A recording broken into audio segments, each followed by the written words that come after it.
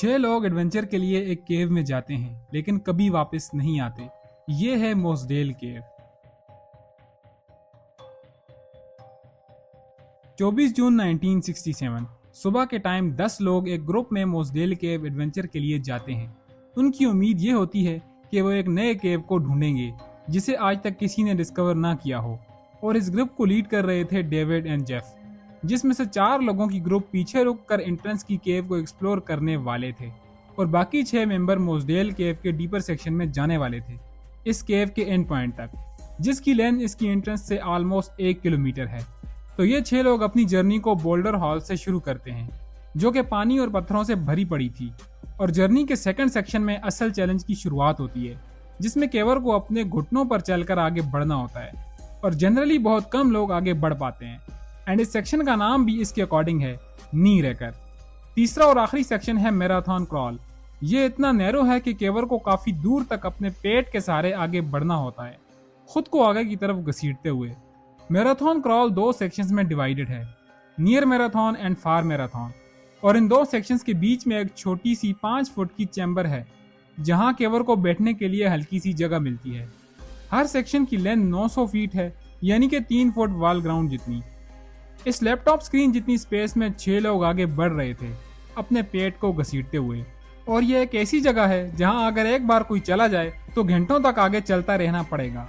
फार marathon के आखिर तक पहुंचने के बाद वो एक आखिरी एरिया को पार करते हैं, जिसमें वो और भी ज्यादा छोटे पैसेजेस को क्रॉस करते हैं, अपनी बॉडी को स्क्वीज करके, जिससे आगे नए केव को तलाश किया जा सकता है।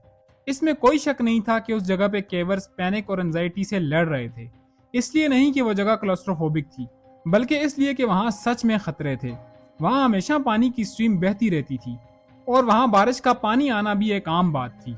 शाम 5 बजे पहला ग्रुप अपनी केविंग कंप्लीट कर लेता है, लेकिन दूसरा ग्रुप मिडनाइट तक इस केव में रहने वाला था। आसमान में काले बादल आ जाते हैं और तेज बारिश शुरू हो जाती है। मोरेक फोर्ब्स, जो कि डेविड की फियांसे थी, उसके लिए डर की कोई बात नहीं थी, क्योंकि केव की एंट्रेंस की सिचुएशन अच्छी थी। 9 बज चुके थे, लेकिन बारिश रुकने का नाम नहीं ले रही थी। और जब मोरेक फोर्ब्स केव के एंट्रेंस पर जाती है तो ये देखकर हैरान रह जाती है। केव की एंट्रेंस पानी में डूब चुकी थी और वहां एक लेक बन चुकी थी। मोरेक डर की वजह से 4 किलोमीटर दूर तक दौड़ती है और रेस्क्यू अलार्म बजाती है। केव के अंदर डेविड इस केव के बारे में सबसे ज्यादा जानता था और केव में पानी का लेवल बढ़ने से ऐसे आइडिया हो गया, लेकिन वो केव की एंट्रेंस से 3 घंटे की दूरी पर होते हैं। वो सिर्फ जल्द से जल्द केव की हाईएस्ट सेक्शन वाले चैम्बर में जाने की कोशिश कर सकते थे। माइकल और जेफ सबसे आगे थे, तो वो वापसी के लिए स्टार्टिंग के सबसे नैरो सेक्शन को क्रॉस करते हैं।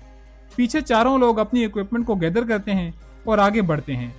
इन सब में डेविड सबसे ज्यादा कॉन्फिडेंट था कि वो केव से बाहर आ जाएगा।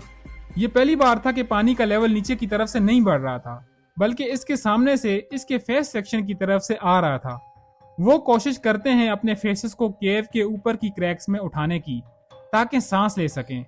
पैनिक और एंजाइटी के बावजूद भी वो सिचुएशन को आराम से हैंडल कर रहे थे, लेकिन पानी का लेवल हर मिनट के साथ साथ बढ़ रहा था और सच यही था कि वो लोग कुछ भी नहीं कर सकते थे। जॉन, जो टनल में सबसे पीछे था, वो अपने दोस्तों की आवाजें सुनता है, जो कि चिल्लाकर ये कह रहे थे कि आगे मत आओ और पीछे चले जाओ। लेकिन जब तक जॉन पीछे मुड़ता है, वो पानी में डूब चुका था। सर के ऊपर इसे एक क्रैक नजर आती है, जिसमें वो अपने सर को ऊपर उठाता है, लेकिन वो क्रैक बहुत टाइट थी उसके फिट होने के लिए और वो वहीं पर जैम हो जाता है और पानी का लेवल बढ़ने से इसकी भी डेथ हो जाती है। बाहर 100 से ज्यादा रेस्क्यूअर्स सबसे पहले मोटर पंप से पानी को केव से बाहर निकालते हैं। रेस्क्यूअर्स फार मैराथन के एंड में घुसकर केवर्स को आवाजें देते हैं, लेकिन इन्हें कोई भी रिप्लाई नहीं मिलता। वहां उन्हें सबसे पहले माइकल और जेफ की डेड बॉडीज नजर आती हैं। जेफ और माइकल ने अपनी बॉडीज को ऊपर की रिज में फंसा लिया था, अपनी आखिरी सांसें लेने के लिए। एक एक करके रेस्क्यूअर्स को और 3 डेड बॉडीज मिलती हैं, लेकिन जॉन की डेड बॉडी अभी तक नहीं मिलती।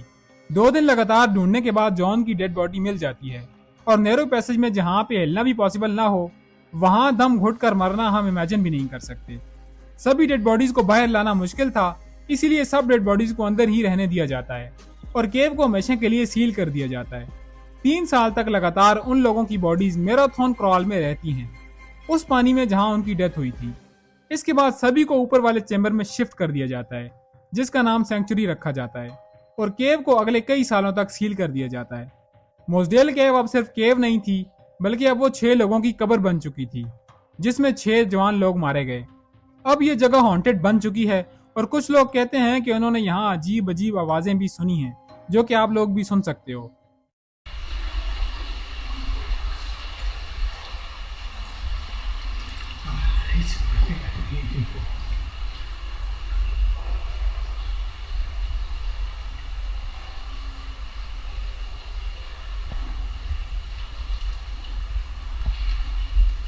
हो सकता है कि ये आवाजें वहां की एनवायरनमेंट और पानी की हों, लेकिन ये थोड़ी डरावनी तो हैं।